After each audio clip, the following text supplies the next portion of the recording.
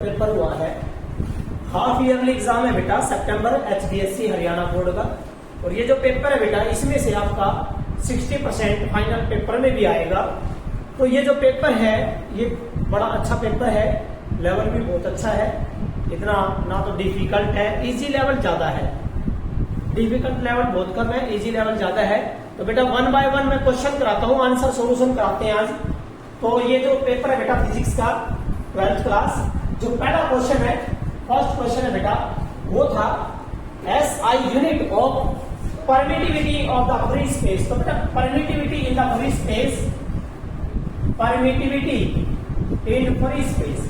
तो बेटा जो फ्री स्पेस में परमिटिविटी होती है, प्लीज बेटा बोलना नहीं है किसी बच्चे ने, तो ये होती है, इसको हम रिप्रेजेंट करते हैं बेटा। और मैंने बोला था इसकी यूनिट के की उल्टी आएगी बेटा, आपने इसकी जो यूनिट आएगी वो यूनिट है that is the coulomb square पर न्यूटन, और यहां आएगा बेटा पर मीटर स्क्वायर।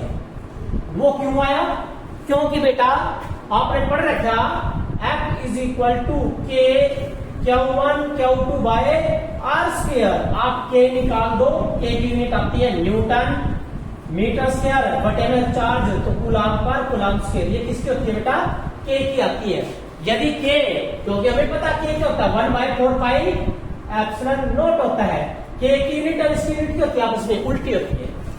के की यूनिट आई, इसका उल्टा करना था बस, न्यूटन इनवर्स और मीटर स्क्वायर का इनवर्स, इसका उल्टा हो जाएगा, आंसर आया। सो फर्स्ट का जो ऑप्शन है that is the B option is right, B option है फर्स्ट का।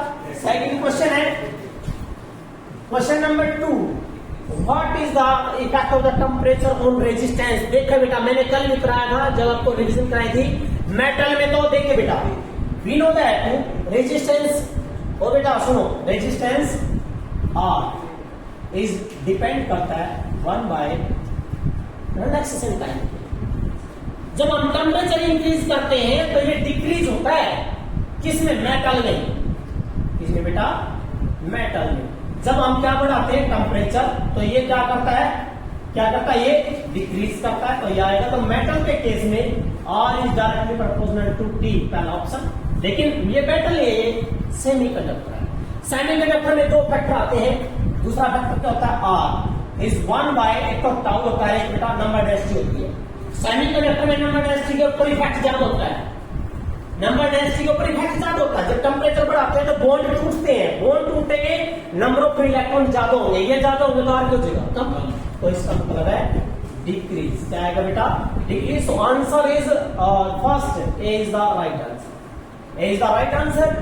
Now the third question, the magnetic susceptibility. बेटा ये कल ही कराया था, मैग्नेटिक ससेप्टेबिलिटी। देखिए ये मैग्नेटिक ससेप्टेबिलिटी होती है, डायमैग्नेटिक होती है बेटा नेगेटिव, और पैरामैग्नेटिक होती है small and positive.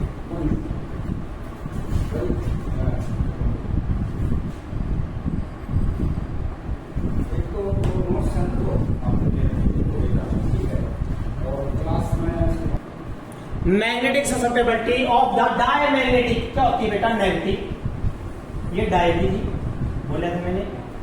Magnetic susceptibility होती है small and positive, small and positive, ये होती है बेटा पैरा की। और large and positive, large and positive होती है बेटा पैरा, ये होती है। इट मीन आपका क्वेश्चन ये पूछा गया था। सो ये है small and positive. So answer is, answer जाएगा ए। सो राइट आंसर इज ए। आपका जो थर्ड है बेटा, इसका राइट आंसर ए है। Now the fourth question. बेटा सुनो, मैं क्यों करा रहा हूं ये, मैं इसलिए करा रहा हूं कि फाइनल पेपर में डाय की, पैरा की पूछ रही, किसकी पूछ लेगा? डाय की पूछ लेगा, पैरों की पूछ लेगा, इसलिए इससे रिलेटेड क्वेश्चन करा रहा हूं। समझिए, राइट आंसर कराने में सोल्यूशन करा देता, लेकिन बेटा साथ के साथ भाई ऑप्शन आपको ये नहीं, जैसे मैंने बोला मेटल में क्या हो रहा है इंक्रीज, सेमीकंडक्टर में क्या हो रहा है डिक्रीज, क्यों कराएगा? क्या पूछ रहे फिर आगे आएगा ही रिलेटेड ही। तो इंसुलेटर में ई की पावर एक्सपोनेंशियली डिक्रीज होता है with increasing temperature. Now the fourth question is the power factor. बेटा पावर फैक्टर, मेरे बेटा जो पावर फैक्टर होता है आपका एसी के अंदर दैट इज cos फाई।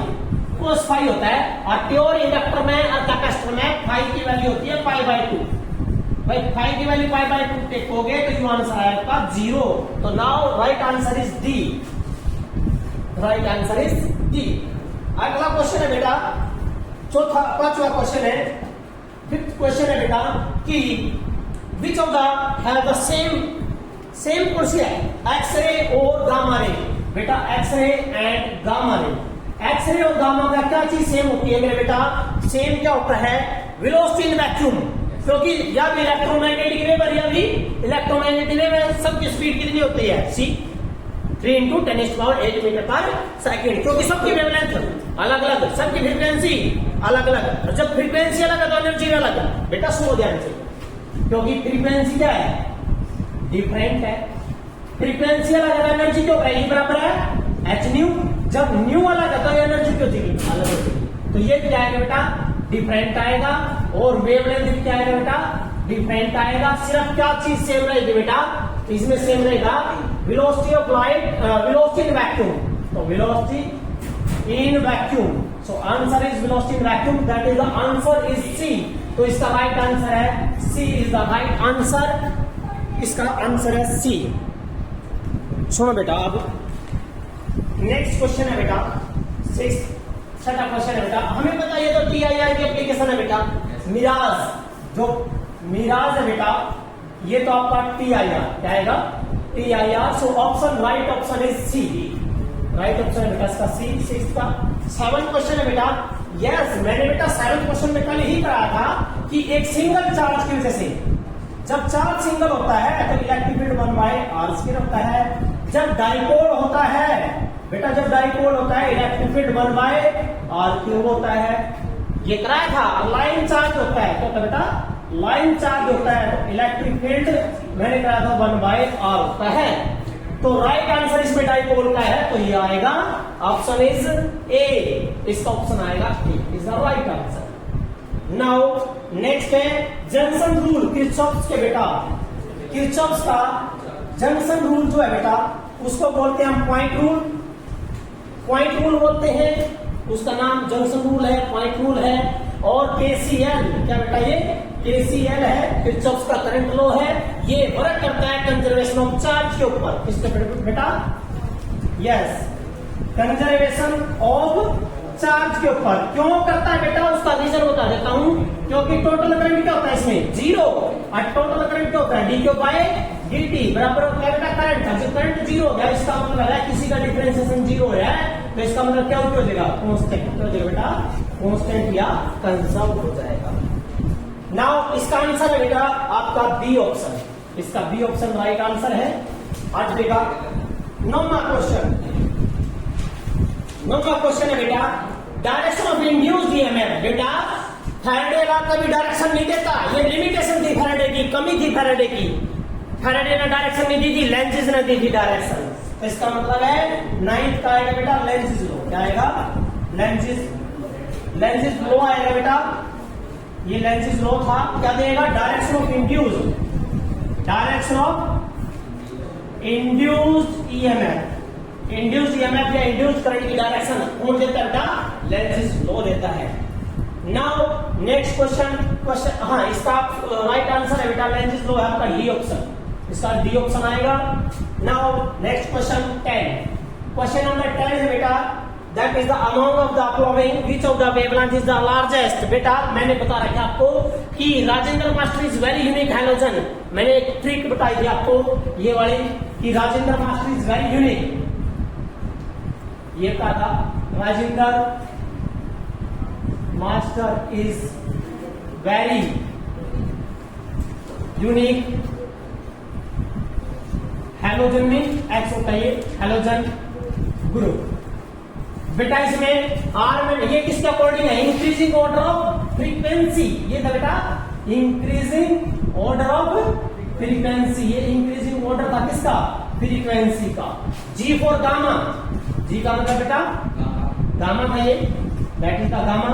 और ये एक्स, ये क्या था बेटा? एक्स रे थी। और ये था आपका U, U mean ultraviolet थी। वी फॉर विजिबल, क्या था बेटा? विजिबल। विजिबल में 7 कलर आएंगे जिसका नाम है वी प्योर। क्या बेटा? विबग्योर, और विबग्योर में भी ये अकॉर्डिंग टू वेवलेंथ है, ये अकॉर्डिंग टू वेवलेंथ किसका, इंक्रीजिंग, क्या बेटा, इंक्रीजिंग ऑर्डर ऑफ वेवलेंथ है ये, समझ गए, ये इंक्रीजिंग ऑर्डर ऑफ वेवलेंथ है विबग्योर वाला। अब बेटा आई का मतलब है इंफ्रारेड, क्या बेटा, इंफ्रारेड, और एम का मतलब है माइक्रोवेव, और आर का मतलब है रेडियो वेव। तो बेटा ये किसके ऑर्डर में है, इंक्रीजिंग ऑर्डर ऑफ फ्रीक्वेंसी, और फ्रीक्वेंसी और वेवलेंथ एक दूसरे के उल्टे होते हैं। ये फ्रीक्वेंसी न्यू बराबर सी बाय लैम्डा, जिसकी फ्रीक्वेंसी सबसे ज्यादा है उसकी वेवलेंथ सबसे कम, तो इसका वेवलेंथ सबसे कम। हमें क्या बोलना है, हमें बताना लार्जेस्ट वेवलेंथ, सबसे ज्यादा वेवलेंथ उसकी होगी जिसकी फ्रीक्वेंसी सबसे कम है। तो यहाँ फ्रीक्वेंसी बेटा विजिबल की है, क्योंकि एक याद रखिए, याद रखिए, याद रखिए। तो विजिबल, विजिबल में कौन आएगा, red, red red red red light, ये रेड विजिबल में है, नहीं नहीं, एक्सरे की फ्रीक्वेंसी ज्यादा नहीं है, वेवलेंथ कम नहीं हो जाएगी। इन्हें क्या पूछा, लार्जेस्ट, वेवलेंथ सबसे ज्यादा जिसकी फ्रीक्वेंसी सबसे कम, फ्रीक्वेंसी ये बढ़ते कम है। अरे बेटा फ्रीक्वेंसी सबसे ज्यादा किसकी है, गामा क्यों रिया, इसकी कम, इसकी कम, सबसे कम तो फ्रीक्वेंसी इसकी है, सबसे कम फ्रीक्वेंसी में किसकी है, विजिबल की है, रेड की है। So right answer is red light, so option C, option C is the red light, option C is the right answer. Now question number 11 बेटा, फिलिंग द ब्लैंक, आपको फिलिंग द ब्लैंक करने हैं। यहाँ गॉसिस law पूछा बेटा, mathematical form, mathematical form है बेटा Gauss law की। यदि गॉसिस लॉ लिख रखा है, आप इलेक्ट्रिक फील्ड डाला लिख सकते हो, आप मैग्नेटिक फील्ड डाला लिख सकते हो। तो बेटा पेपर के लिए यह इलेक्ट्रिक फील्ड वाला ये था हमारा E डॉट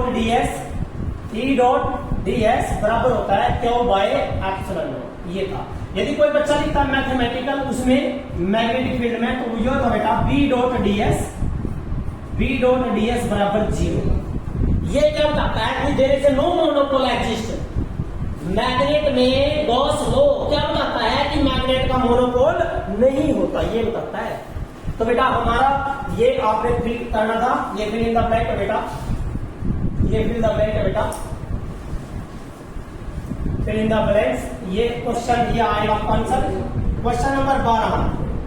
क्वेश्चन नंबर 12 में the phase difference between L and, बेटा वोल्टेज और कहते हैं करंट के बीच में, वोल्टेज और करंट। बेटा देखिए फेज डिफरेंस जो है, फेज डिफरेंस जब एसी सर्किट में, when AC circuit contain R, तो फेज डिफरेंस होता है 0, आर में तो होता है 0, जब होता है एल तो पाई बाय 2 होता है, जब होता है सी तब भी पाई बाय 2 होता है। तो आंसर क्या पूछ रखा है, एल पूछ रखा है, तो क्या आएगा, पाई बाय 2 आएगा। तो पाई बाय 2 आएगा तो आपका आंसर आएगा बेटा, यहां लिखना था आपने pi by 2। Now next question number 13। Question number 13 है बेटा कि टोरक, बेटा मैंने कल ही कहा था कि टोरक बराबर है पीई साइन थीटा। बेटा इसमें तीनों केस बताए थे, 90 साइन 90 मैक्सिमम होता है, तो इसका मतलब साइन 90 को जाएगा मैक्सिमम हो जाएगा, मीन 1 हो जाएगा। तो टोरक मैक्सिमम कब होता है बेटा, torque will be maximum at theta is equal to 90 degree. You can say P is perpendicular to E, P is perpendicular to E। आप ये बात लिख दो खाली, ये लिख दो, एक ही बात है। तो नाउ नेक्स्ट क्वेश्चन है बेटा आपका और क्वेश्चन नंबर 14। क्वेश्चन नंबर 14 है the energy stored in capacitor. बेटा energy stored in capacitor, that energy आपने पढ़ रखा 1/2 Q square by C, that 1/2 C V square बराबर है 1/2 क्यू इनटू वी। ये 3 है, 3 में से कोई भी एक लिख दो आप, राइट आंसर है।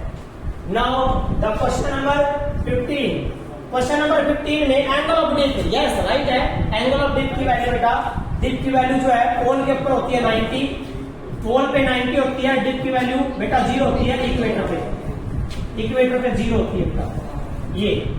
एंड दैट इज इसका नाम है एंगल ऑफ डिप, और इसको एक डिवाइस के साथ मापा जाता है, इसका नाम बेटा angle of dip, angle of dip, और इसको एक डिवाइस के साथ मापते हैं जिसका नाम है डिप सर्कल। क्या नाम है, dip circle. Dip circle is a device which use to find the angle of dip at any place on the earth.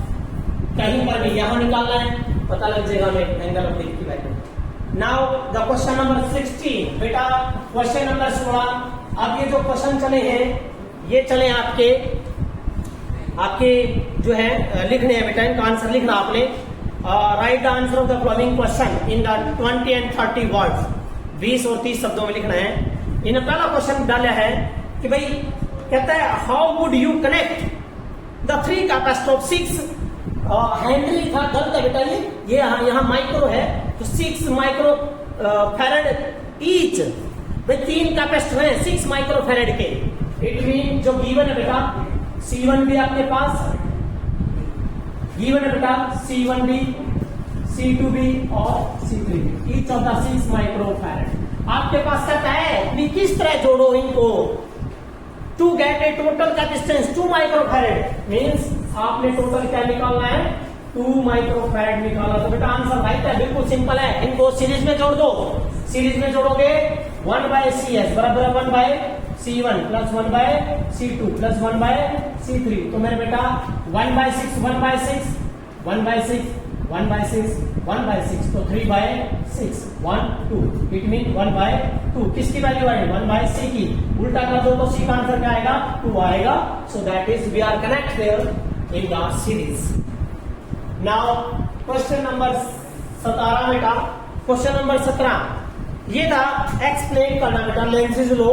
Lenz's law क्या था बेटा, जो लेंजिस लॉ था ये था आपका कि जो इंड्यूस्ड ईएमएफ होता है किसी कॉइल के अंदर दैट इज d∅dt और n का बेटा नंबर ऑफ टर्न्स है, where that is the flux, magnetic flux, change in magnetic flux. तो इसकी डेफिनेशन क्या लिखनी थी, it state that the induced EMF in a coil is such that, या फिर the polarity, इसकी जो ये स्टेटमेंट है बेटा क्या लिखेंगे, the polarity, किसकी polarity, induced EMF की, the polarity of induced EMF in a coil is such that भाई ऐसी है, is such that it will oppose the change in किसका अपोज करेगी, it will oppose the change in flux, it will oppose the change in magnetic flux linked with the coils, flux which is linked with coil। ये है बेटा इसकी statement, ये आपने लिखना था यहाँ 2 नंबर का था ये।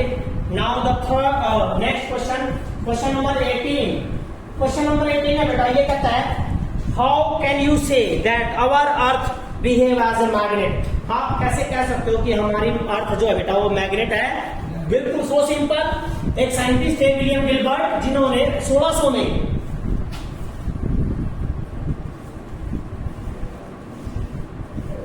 विलियम गिलबर्ट बेटा जिन्होंने 1600 में ये बताया था कि जो अर्थ है वो किसका बिहेव करती है बेटा, magnet.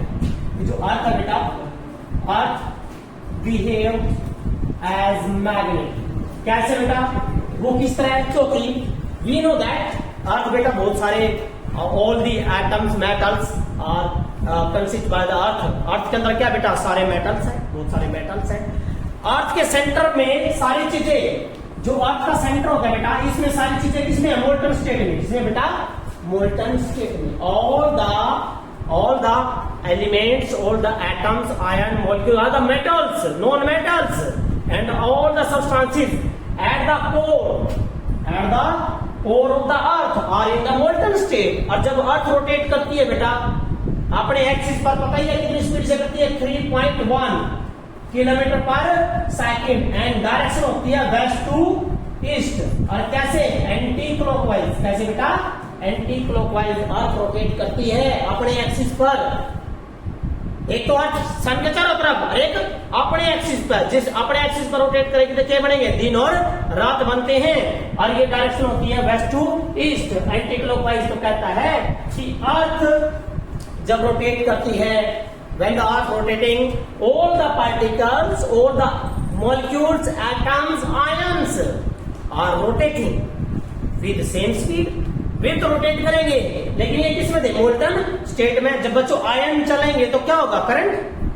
when the ions are revolving then there is a cause of current। बेटा जब आयन रिवॉल्व करते हैं तो क्या बनेगा, करंट बनेगा। और करंट की वजह से क्या होती है, अरे बेटा करंट की वजह से क्या होती है, करंट की वजह से due to current it is cause of किसका, मैग्नेटिक फील्ड। करंट की वजह से मैग्नेटिक फील्ड होती है, किन बताया था ओरेस्टेड ने, करंट की वजह से क्या होती है बेटा मैग्नेटिक फील्ड, ओरेस्टेड ने बताया था 1820 में।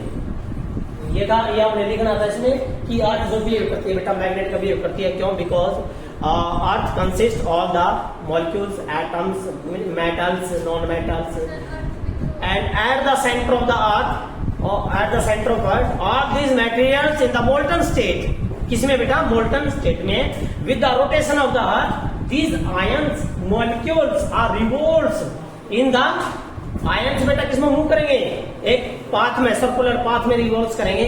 जब एक सर्कुलर पाथ में आयंस रिवॉल्व करेगा that is the cause of current, क्योंकि बेटा जब आयंस मोशन में होते हैं these are the cause of current, current बनता है। करंट की वजह से मैग्नेटिक फील्ड होती है, कि बताया था और ओरेस्टेड ने बता दिया था ये 1820 में।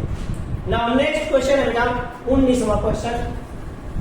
जो 19वां क्वेश्चन है बेटा, ये तो क्वेश्चन ऐसा है, देखिए सुनो बेटा क्या होता है।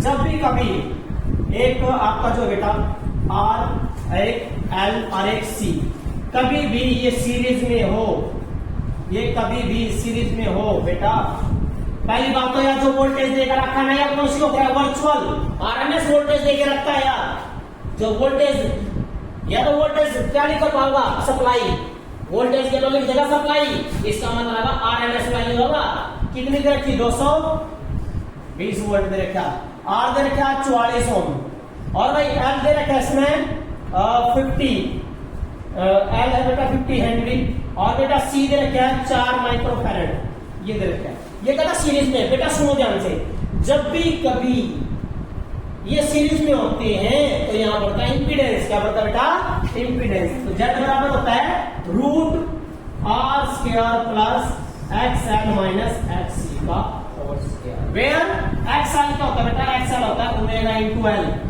ओमेगा इंटू L, क्लियर होगी बात, ठीक है। और XC होता है बेटा 1/ωc। लेकिन बेटा सुनो ध्यान से, अभी भी तुम्हारा ये क्वेश्चन क्या कहा, उन्होंने कहा एट रेजोनेंस, किसका बात बोली बेटा, एट रेजोनेंस। मेरे बेटा कभी भी रेजोनेंस में बोलता है ना, XL बराबर क्यों चल रहा है, XC हो चल रहा है। रेजोनेंस हमेशा क्या कब होता है, जब XL बराबर क्या जगह XC, XL बराबर XC है तो Z बराबर क्या रह जाएगा, खाली क्या रह जाएगा, R रह जाएगा। तो इसका मतलब इंपीडेंस कितना आएगा, R की वैल्यू 44 ओम, आंसर आएगा इंपीडेंस आ गया 44 ओम। इंपीडेंस निकल गया, बी ऑप्शन का था इसका, बी सेकंड ऑप्शन था इंपीडेंस। एक है एंगुलर फ्रीक्वेंसी, बेटा जब XL और XC बराबर होते हैं एंगुलर फ्रीक्वेंसी तो होती है, फर्स्ट पार्ट था ओमेगा बराबर है 1/√LC, 1/√LC। जब आप इसको पुट करके देखोगे L का आंसर और C का आंसर पुट करोगे, L का है आपका 50 इंटू ये बेटा 4 इंटू 10 की पावर -6, आप इसको सोल्व करोगे यूनिट आपको मिलेगा आंसर 70.7, और यूनिट आएगी रेडियन सेकेंड इनवर्स, आंसर आएगा 70.7 रेडियन सेकेंड इनवर्स। फर्स्ट आ गया एंड द करंट, अब बेटा करंट काटना है, तीसरा ऑप्शन है। अरे भाई करंट तो कौन सा सर्किट है, और ये एसी सर्किट है, वोल्टेज कौन सी है RMS, तो करंट भी कौन सा होगा RMS। करंट क्या होगा, करंट बराबर क्या होगा, अरे करंट बराबर होता है वोल्टेज बटे रेजिस्टेंस, लेकिन बेटा यहाँ रेजिस्टेंस की जगह क्या होगा इंपीडेंस आना, लेकिन इंपीडेंस खुद किसके बराबर हो रहा है, R के, किसके बराबर बेटा R के। तो 220 बटे में क्या है R कितना 44 पंजे 5, तो IB की वैल्यू करंट आएगा बेटा 5 एम्पीयर, जो करंट आएगा 5 एम्पीयर। 3 थे, 1 2 3, 3 नंबर का है, तीनों एक नंबर के हैं, ये 3 पार्ट थे बेटा इसमें। Now next question number 20, question number 20 है बेटा, calculate the electric field intensity due to spherical shell, Gauss theorem use करके पॉइंट आउटसाइड द सेल। बेटा सुनो, outside the shell, well let us consider a shell, ये cell है, centre वो है, radius इसने दे रखी कितनी है, हम ले लेते रेडियस R है, इसके ऊपर चार्ज है बेटा, क्या है चार्ज। जब इसके ऊपर चार्ज होगा, ये कहता है कितना चार्ज हो गया है, प्लस क्यू चार्ज, कितना बेटा प्लस क्यू चार्ज, इसके ऊपर यूनिफॉर्मली स्प्रेड हो गया है। जब इसके ऊपर चार्ज है तो चार्ज है यहाँ, तो फील्ड भी कहाँ होगी, बाहर। तो इसकी फील्ड में क्या लेना, गॉसियन थ्योरम। आपने गॉसियन सरफेस क्या लेना है बेटा, गॉसियन सरफेस। सो नाउ यहाँ एक गॉसियन सरफेस ले लीजिए बेटा, ये गॉसियन सरफेस ले लीजिए और सेम सेंटर और रेडियस का ले ली आर। आउटसाइड हो गया तो यहाँ कोई पॉइंट ले लो पी। इलेक्ट्रिक फील्ड प्लस का इलेक्ट्रिक फील्ड क्यों गिरा है, आउटवर्ड। प्लस का इलेक्ट्रिक फील्ड क्यों बेटा, आउटवर्ड। सरफेस कितना लिया आपने, S1। तो ये इधर देखो, सरफेस लिया आपने S1। भाई इतनी कितनी लाइनें जा रही है, लेकिन बेटा बहुत सारी लाइनें जा रही है, 4 होगा नहीं ना जा रही। इससे आसान काम क्या है, आप क्या मान का चला, यहाँ ले लिया छोटा area, small area, direction to उसी साइड ले लें।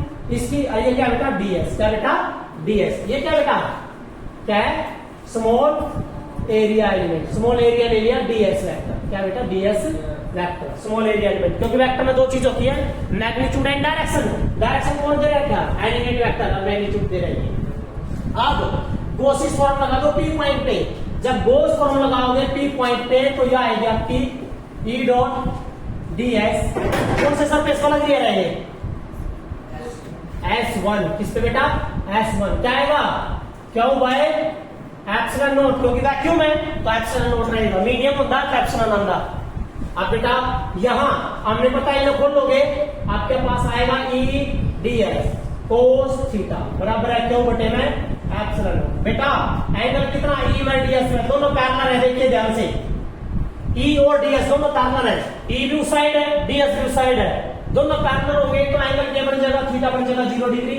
और cos 0 क्या होगा बेटा, 1। तो ये रह जाएगा आपका, दैट इज E ds बराबर है क्यों बटे एप्सिलॉन नॉट।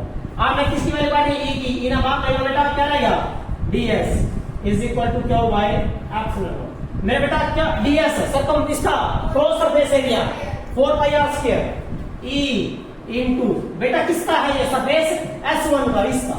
तो कितना है रेडियस, r। तो क्या आएगा 4πr², that is the Q by epsilon. क्या काटनी आपने, E की वैल्यू काट दे, तो E कितना आएगा, E आ जाएगा मेरे बेटा 1/4πε0 Q by r², that is the answer. Outside में आएगी, आउटसाइड में, साइड से आउटसाइड में आएगी। फाइनल पेपर में क्या पूछ लेगा, आउटसाइड से निकाल दी, क्या पूछ लेगा, सरफेस पे।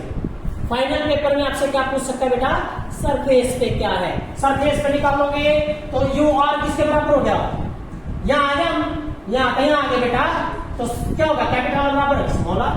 कहाँ निकाल रहे हैं, at surface, at surface. Surface पे बेटा कैपिटल आर को किस में बदल दोगे, स्मॉल आर में। तो क्या आ जाएगी, एट द सरफेस। सरफेस पे क्या आएगी, 1/4πε0 क्यों बटे क्या आएगा, स्मॉल आर, क्यों बटे स्मॉल आर का स्क्वायर आएगा। लेकिन बेटा यहाँ तो देखिए, यहाँ चार्ज कम है, नहीं जाओगे चार्ज कम है, तो कौन सा इफेक्ट होगा, यहाँ आएगा बेटा सरफेस चार्ज डेंसिटी। क्या आएगा, सरफेस चार्ज डेंसिटी। क्या चीज सेम है, सिर्फ सरफेस चार्ज डेंसिटी सेम है बेटा। सरफेस चार्ज डेंसिटी यूनिफॉर्म है, और सरफेस चार्ज डेंसिटी हो रहा है S4 सरफेस और S4 सिग्मा।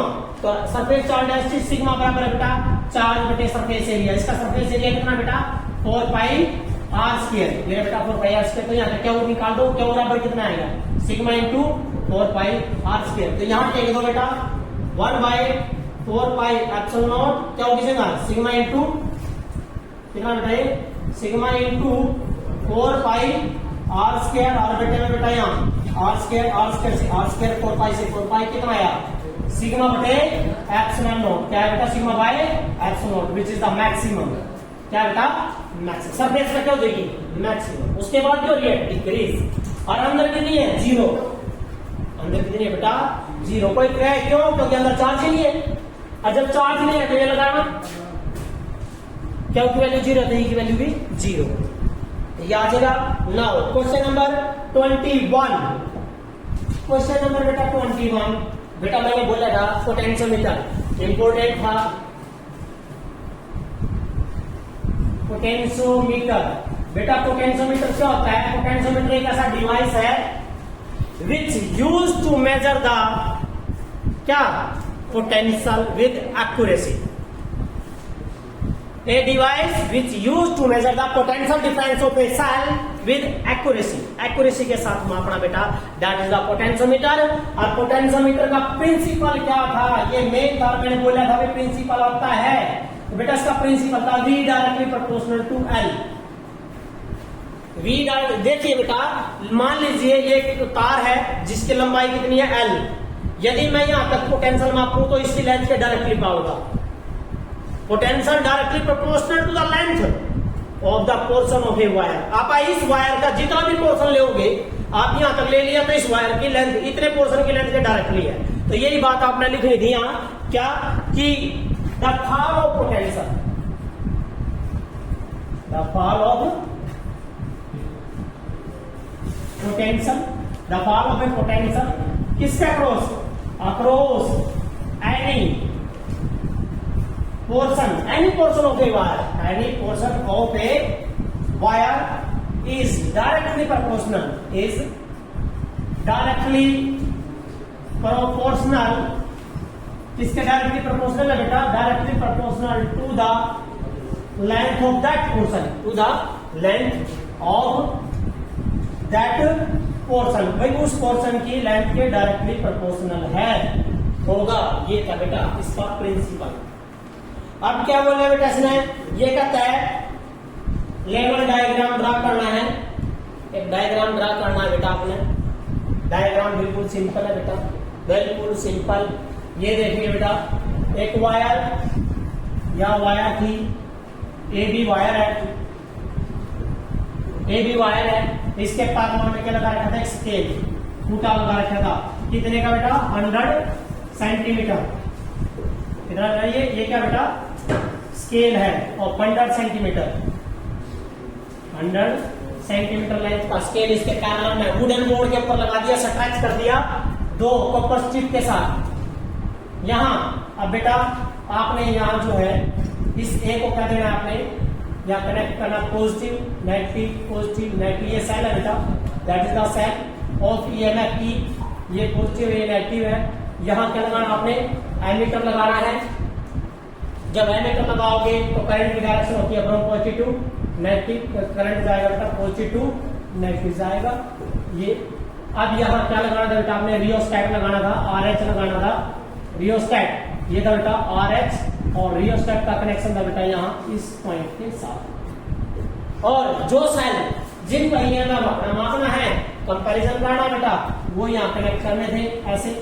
एक सेल यहाँ बेटा, एक सेल यहाँ, इस सेल का ईएमएफ E1 और इस सेल का ईएमएफ बेटा यहाँ E2.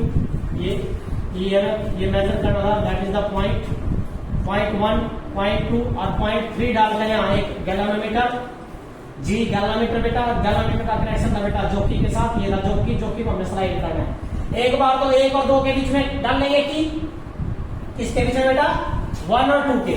जब 1 और 2 के बीच में डालोगे आप, 1 और 2 के बीच में आप की डालोगे बेटा, तो देखिए 1 और 2 के बीच में इसको क्लोज कर दीजिए, तो कौन सा ईएमएफ आएगा, E1. तो कहता है कि E1 is directly proportional to length L1. भाई यहाँ अलग मान लो, यहाँ अलग नोट कर लिया हमने. कितनी लेंथ आई, L1. कितनी लेंथ आई बेटा, ये L1 लेंथ होगी. यह आ जाएगा E1 directly proportional to length L1. Second, फिर हम किसने करें, 2 और ये गैप बेटा 3, 2 और 3 ना कर दें. अब क्लोज कर दे किसने, 2 और, अब इसको क्लोज कर दो 2 और 3 ना, तो कौन सा ईएमएफ होगा, E2. अब की बात क्या आएगा, E2 डायरेक्टली प्रोपोर्शनल टू क्या आएगा, लेंथ L2. ये कहीं ना कहीं जो कि आएगा बेटा, जो कि ये गैस ये अब यहाँ जाएगा, तो ये आएगा. जब इन्हें डिवाइड करोगे तो क्या आएगा बेटा, ये आएगा, ये आएगा E1 बटे E2 बराबर बेटा L1 by L2. That is the comparison of EMF. ये कंपैरिजन ऑफ ईएमएफ है by the potentiometer. Now next है बेटा, अगर आपका जो टॉपिक है 5 नंबर के मैंने बता रखे थे आपको, सिंपल थे बेटा, बहुत सिंपल थे. वो 5 नंबर के क्वेश्चन तो मूविंग कॉइल गैलोमीटर राइट है. प्रिंसिपल लिखना था. इसका प्रिंसिपल था, whenever a current carrying rectangular coil place in radial field, ठीक है, that will rotate due to torque, it will experience torque. वो टॉर्क का एक्सपीरियंस करेगी, जिसकी वजह से वो क्या करेगी, रोटेट करेगी. प्रिंसिपल था. और वर्किंग बेटा आपने एक्सप्लेन करनी थी.